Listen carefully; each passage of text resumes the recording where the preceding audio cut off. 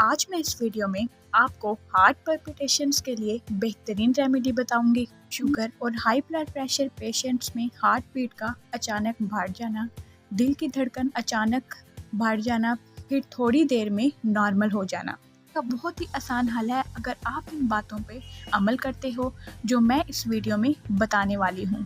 पहली जो वजह है वो ज़हनी दबाव, स्ट्रेस है।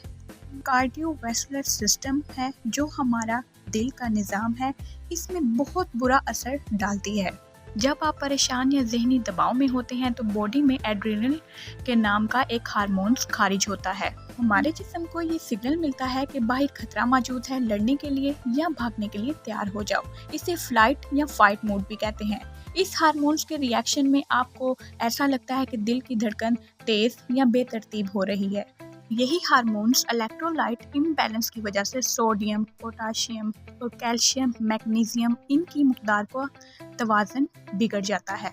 ना तो ये बहुत ज़्यादा हो जाते हैं या कम हो जाते हैं। दूसरी मेन वजह है कैफीन। कैफीन चूँकि एक स्टिमुलेंट नर्वस सिस्टम को ट्रिगर करती है जिससे हार्ट रेट, ब्लड प्रेशर और बढ़ जाता है। कैफीन खुद भी एक एड्रेनलिन हार्मोन्स को बढ़ाती है जिससे स्ट्रेस में इजाफा होता है। फ्लाइट और फाइट मूड पिगमेंटेशन और बढ़ जाती हैं। फिर एक रिलैक्सिंग न्यूरोट्रांसमीटर है जो बॉडी में जो मसल्स और टिश्यूज को रिलैक्स करता है। आसान ज़बान में आप इसे केमिकल भी कह सकते हैं। इसका नाम है एडियोसिन। कैफीन एक न्यूरोट्रांसमीटर को ब्लॉक कर सकती है जिससे बॉडी रिलैक्स नहीं हो पाती। तनाव में इजाफा होता है तो कॉफ़ी का इस्तेमाल आप ज़्यादा ना करें। मैं खुद भी एक कप से ज़्यादा कॉफ़ी नहीं पीती। अक्सर नौजवान, हता कि मैं खुद कॉलेज के दौरान कॉफ़ी पीती थी, लेकिन अब ऐसा नहीं है। मुझे लगता है कि हमें दूसरों की गलतियों से सबक सीखना चाहिए, इससे पहले आपको सेहत का बड़ा मसला ना हो। कॉफ़ी की मकदार अब काम करती। तीसरी चीज है ग्लूटेन में एक प्रोटीन होती है, गंदुम होती है। ये वाहिद प्रोटीन है जो जिस्म में हजम नहीं हो पाती, मैदे को मुतासिर करती है। जो कुछ मैदे में हो रहा है वही दिमाग, दिल भी असर अंदाज होते हैं। सारे बॉडी ऑर्गन्स, दिल, जिगर, डाइजेशन सिस्टम करीब ही होते हैं और एक दूसरे के साथ कनेक्ट होते हैं। यह हार्मोलाइन एज फैटी लिवर है तो इससे मामलात मजीद खराब हो सकते हैं। टिश्यूज का साइज बढ़ जाता है, इससे गॉल ब्लैडर कंजेस्टेड हो जाता है, बाल फ्लोर रुक जाता है और ये हार्ट पल्पिटेशन की वजह बन सकता है। फिर कुछ फूड्स एलर्जीज भी हैं। अगर आप कुछ ऐसा खा लें जिससे बॉडी एलर्जी हो या इससे रिएक्शन की वजह से पल्पिटेशंस बढ़ सकती है। फूड एलर्जीज का भी इससे ताल्लुक है।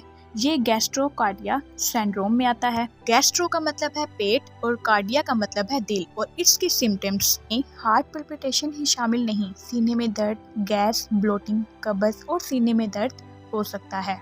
मैं तो सबसे पहले ये देखूंगी कि खाने में कोई ऐसी चीजें शामिल तो नहीं जो इस मसले की वजह बन रही हैं। फिर कुछ दवाई भी इस लिस्ट में शामिल है, specially anti fungal, antibiotics, thyroid की दवाइयाँ, anti psychotic drugs, anti depressant और इन अद्वियात का इस्तेमाल हार्ट पल्पिटेशन की वजह बन सकता है।